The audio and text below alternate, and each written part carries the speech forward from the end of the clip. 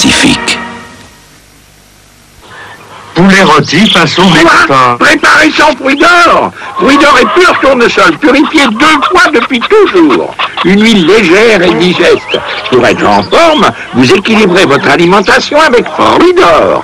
Elle est légère, légère. Fruits d'or pour mieux équilibrer votre alimentation.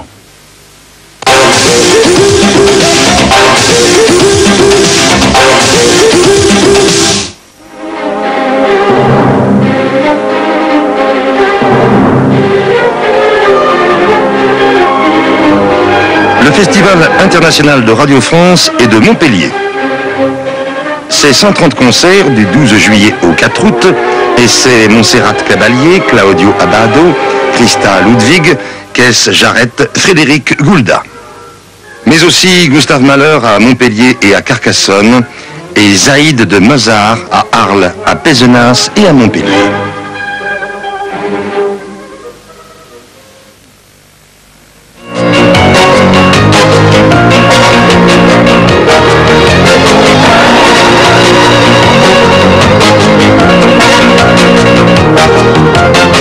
Les Fous et Poturanges ont quitté la Nouvelle-Zélande pour l'île française de Wallis. La rencontre entre les responsables marocains et israéliens suscite l'espoir, mais aussi de vives critiques de la Syrie. La collaboration entre Paris et Madrid à l'origine de cette deuxième expulsion d'un séparatiste basque. Demain, la fête à Buckingham, le prince Andrew épouse Miss Sarah Ferguson. Mesdames, Messieurs, bonsoir. Épilogue de l'affaire Greenpeace. Cet après-midi, le commandant Maffar et le capitaine Prieur, les Faux et Poturanges, ont quitté leur prison de Nouvelle-Zélande. Ils se sont envolés à bord d'un avion militaire néo-zélandais pour l'île française de Wallis. De là, ils partiront pour la base aérienne de Hao, où ils seront astreints à résidence pour 3 ans. Chantal Bretz. Ils ont quitté à 17h30 heure française la Nouvelle-Zélande, direction Wallis pour une première étape, avant de rejoindre Hao. C'est un avion néo-zélandais qui a transporté les 2 agents français jusqu'à l'île de Wallis, dans le territoire français d'outre-mer de Wallis et Futuna, 2 points minuscules sur la carte. Là, ils ont été remis aux autorités militaires françaises. Et c'est un avion français qui les amène vers le lieu de leur résidence forcée, l'atoll de Hao, en plein Pacifique, des allures de paradis, mais un purgatoire pour les Faux et Poturanges. Des mesures de sécurité exceptionnelles, une discrétion absolue ont entouré ce voyage. Durant 3 ans sur la base militaire de Hao, Alain Maffar et Dominique Prieur ne pourront être ni filmés, ni photographiés, ni interviewés. C'est l'un des termes de l'accord passé entre Paris et Auckland. Paris a envoyé ce matin une lettre d'excuse à Wellington. C'était l'une des conditions à remplir pour la libération des 2 Français. Autre condition, l'élargissement des Faux et Poturanges a fait l'objet d'un marchandage commercial. Ce marchandage empruntait inévitablement le canal du marché commun, vers lequel la Nouvelle-Zélande exporte, essentiellement en Grande-Bretagne d'ailleurs, des mottes de beurre. Un accord est donc intervenu aujourd'hui à Bruxelles. Les Néo-Zélandais pourront expédier leur beurre comme prévu jusqu'en 88. La réserve qui était émise par la France, eh bien cette réserve a été levée puisqu'elle était suspendue à la libération des Turanges. Pierre-Yves Calizot nous raconte. Ainsi, la Nouvelle-Zélande pourra-t-elle importer son beurre au titre de l'accord quinquennal conclu en 83 avec la communauté.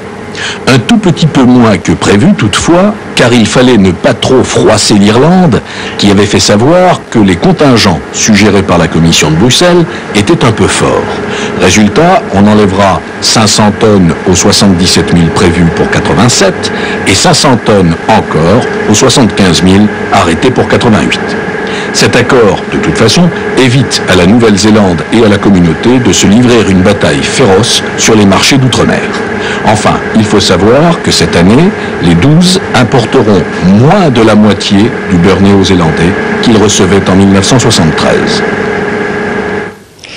Toujours à Bruxelles, désaccord total en revanche entre les 12. Ils n'ont pas pu se mettre d'accord sur un projet de budget pour 87.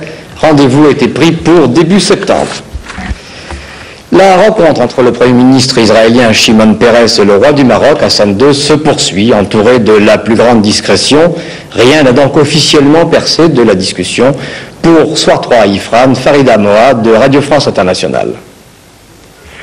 C'est ici à Ifrane, station région de montagne entourée de cèdres de l'Atlas, située à 1600 mètres d'altitude, dans le château royal protégé de tourelles hermétiques, le roi Hassan II du Maroc et le premier ministre israélien Shimon Peres se sont déjà rencontrés à plusieurs reprises. Pour éviter tous les risques de fuite, la délégation israélienne, comprenant M. Shimon Peres et deux membres de son cabinet, Raphaël Edry, natif du Maroc, homme clé de cette rencontre, et l'attaché des relations extérieures, ainsi que plusieurs journalistes de la télévision, radio et presse écrite israélienne, ont été logés dans des chalets à l'intérieur du palais, où se trouvent également des terrains de golf et des lacs. Les entretiens ont eu lieu en présence des deux conseillers du souverain, M. Reda Guedira et M. Awad, qui viennent de rentrer d'Amman, et des deux membres du cabinet de Shimon Peres. Les spéculations vont ici bon train à l'hôtel Michlifen, où plusieurs ministres marocains sont descendus. Les journalistes, quant à eux, regardent ostensiblement vers les portes du palais royal, fermées depuis hier soir. Les autorités marocaines, quant à elles, gardent toujours un mutisme total. Farida Moha, pour Soir 3. Les réactions à la rencontre Hassan Peres ne manquent pas ce soir. La Syrie a rompu aussitôt ses relations diplomatiques avec le Maroc. À Moscou, l'agence TASS critique une visite qui n'est, selon elle, qu'une nouvelle tentative d'Israël et des États-Unis pour imposer des variantes capitulables de Camp David. Washington, en revanche, applaudit, tandis qu'en Israël, on parle de rencontre historique. Joël Hazard. En Israël, c'est le consensus autour de cette rencontre, dans la mesure où elle s'inscrit dans une démarche de négociation directe, tant souhaitée pour une résolution du conflit israélo-arabe. Il ne fait aucun doute pour les quotidiens israéliens qu'Hassan II joue les bons offices pour le compte du roi de Jordanie, comme il l'a fait naguère pour le président Sadat. La récente rupture entre le roi Hussein et l'OLP, après la fermeture de tous les bureaux de la centrale palestinienne à Amman, renforce les espoirs israéliens. Le sommet d'Ifrane pourrait déboucher sur des négociations avec la Jordanie, en coordination avec des Palestiniens modérés et territoires occupés, à l'exclusion de l'OLP. Autre élément essentiel aux yeux des Israéliens, cette rencontre aurait reçu l'aval des pays arabes modérés sollicités par Washington. Pour l'heure, seule réaction arabe positive, celle du président égyptien. Pour lui, l'occasion est belle de sortir de l'isolement dans lequel les accords de Camp David l'ont confiné. Mais les autres pays arabes modérés sont sur la réserve. Pour eux, la rencontre d'Ifrane constitue d'abord un geste d'Israël en direction des Arabes. Ils attendent à présent d'en connaître les résultats et les perspectives avant de se prononcer. Côté palestinien, condamnation des pro-syriens bien sûr, mais mutisme dans les rangs de Yasser Arafat. Le roi Hassan II a-t-il agi en concertation avec lui? Ou au contraire, cette rencontre doit-elle sonner le glas de l'OLP? Seules les réactions palestiniennes attendues répondront à cette question. Jacques Chirac avait promis hier que l'Espagne pouvait compter sur son gouvernement pour lutter contre le terrorisme basque. Eh bien, 24 heures après l'expulsion expéditive d'un membre présumé de l'ETA, une semblable procédure a été engagée ce matin à l'encontre d'un autre basque espagnol.